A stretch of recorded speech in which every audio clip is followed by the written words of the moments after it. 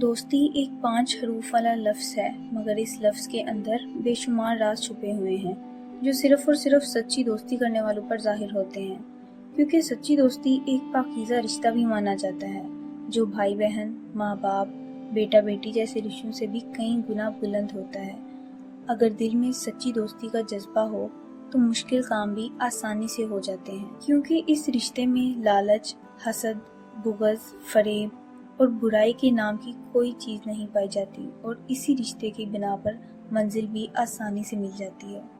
اگر سچی دوستی ہو تو پرائے بھی اپنے ہو جاتے ہیں۔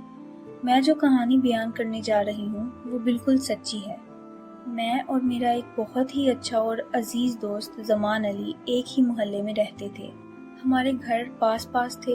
زمان علی کے والد ایک سرکاری افسر تھے جن کا شمار ایماندار افسروں میں ہوتا تھا۔ زمان علی اپنے 5 بہن بھائیوں میں سب سے چھوٹا تھا۔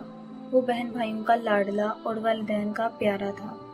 میں اور زمان علی نے ایک ہی اسکول سے میٹرک اکٹھے پاس کیا۔ کالج میں بھی ہم دونوں نے اکٹھے داخلہ لیا۔ ہمارے لباس، ہمارے اسکول اور کالج کے بیگ بھی ایک ہی جیسے ہوا کرتے تھے۔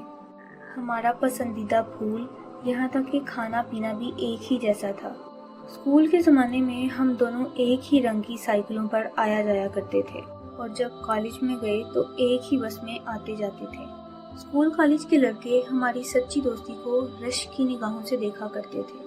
اسکول کالج کے وقفے کے دوران ہم عموماً گھر سے کھانا لا کر کھایا کرتے تھے۔ کبھی زمان علی اپنے گھر سے کوئی کھانا بنوا کر لے آتا اور کبھی میں اپنے گھر سے کوئی اچھی سی چیز بنوا کر لے آتا تھا۔ پھر ہم دونوں مل کر کالج کے باغ میں ایک بہت ہی پرانے درخت کے نیچے بیٹھ کر کھانا کھاتے۔ وہ درخت ہم دونوں کو بہت ہی اچھا لگتا تھا، کیونکہ کالج کے فالتو وقت میں وہاں اکثر بیٹھ کر پڑھا بھی کرتے تھے۔ زمان علی خوش دل شخصیت کا مالک تھا۔ وہ اپنے گھر والوں کے علاوہ ہر ایک سے ہنسی مذاق کیا کرتا تھا۔ وہ محلے کے غریب ہمسایوں سے بہت پیار سے ملا کرتا تھا۔ وہ اکثر اوقات سفید پوش ہمسایوں کی مدد خفیہ طریقے سے بھی کیا کرتا تھا۔ وہ ان کے ساتھ ہمیشہ ہمدردی اور مخلصانہ رویہ رکھتا تھا۔ پڑھائی کے علاوہ زمان علی کو کھیلوں سے بھی دلچسپی ہوا کرتی تھی۔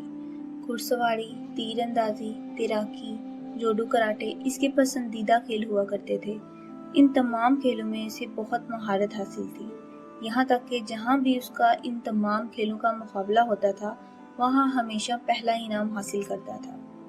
اس کے پاس کئی انعامات اکٹھے ہو چکے تھے۔ زمان علی کو تیراکی کرنا بہت پسند تھا۔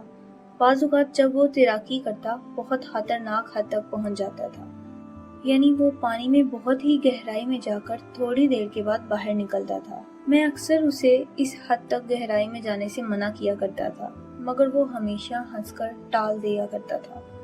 وہ کہتا تھا، موت کا ایک دن مقرر ہے، جو رات قبر میں آنی ہے وہ آ کر رہے گی، تم اس کی فکر نہ کیا کرو میرے یار۔ ایک دن زمان علی اچانک میرے گھر آیا۔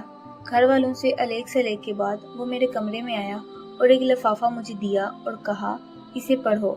میں نے اس لفافے میں سے کاغذ نکال کر پڑھا تو اس میں ایک انٹرویو کال تھی پاکستان ایئر فورس کی طرف سے۔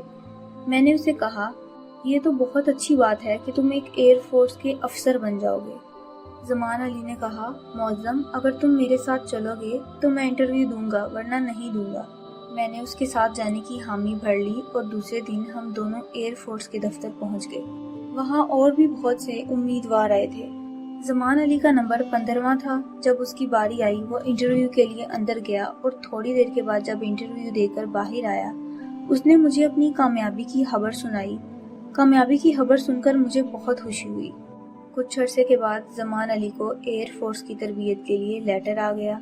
جانے سے پہلے وہ ملنے آیا اور کہا، معظم میں ایئر فورس کی تربیت کے لیے جا رہا ہوں، تم مجھ سے وعدہ کرو کہ روزانہ خط لکھا کرو گے۔ میں نے اس سے وعدہ کیا اور تسلی دی، تمہیں روزانہ خط لکھا کروں گا اور تم بھی وعدہ کرو کہ مجھے خط کا جواب دیا کرو گے۔ پھر وہ مجھے گلے ملا اور مجھے اور اپنے گھر والوں کو اللہ حافظ کہا اور تربیت کے لیے چلا گیا۔ ہماری خط و کتابت کا سلسلہ تقریباً 2 سال تک جاری رہا۔ ہم دونوں وعدے کے مطابق ایک دوسرے کو خط کے جواب دیتے رہے۔ پھر اچانک ایک دن یہ خبر آئی کہ زمان علی کا طیارہ تربیت کے دوران گر کر تباہ ہو گیا ہے اور زمان علی شہید ہو گیا۔ یہ خبر سن کر اس کے گھر والوں کو اور خود مجھے بہت گہرا صدمہ پہنچا۔ میرے بچپن کا دوست، میرا سچا دوست مجھ سے ہمیشہ ہمیشہ کے لیے بچھڑ گیا۔ یہ صدمہ میں آج تک نہیں بھلا سکا۔ اس نے ٹھیک ہی کہا تھا کہ جو رات قبر میں آنی ہے وہ آ کر ہی رہتی ہے۔ اس کا وجود آج بھی میرے ساتھ محسوس ہوتا ہے۔ ایسا لگتا ہے کہ وہ آج بھی زندہ ہے۔ اور اپنی سچی دوستی کے ساتھ میں کبھی کبھی کالج کے اس درخت کے نیچے جا کر بیٹھتا ہوں جہاں ہم دونوں اکٹھے کھانا کھاتے اور پڑھا کرتے تھے۔ اس کی سچی دوستی کو یاد کر کے دل کو بہلا لیتا ہوں۔ اے میرے دوست، اللہ پاک تجھے بلند درجات دے، آمین۔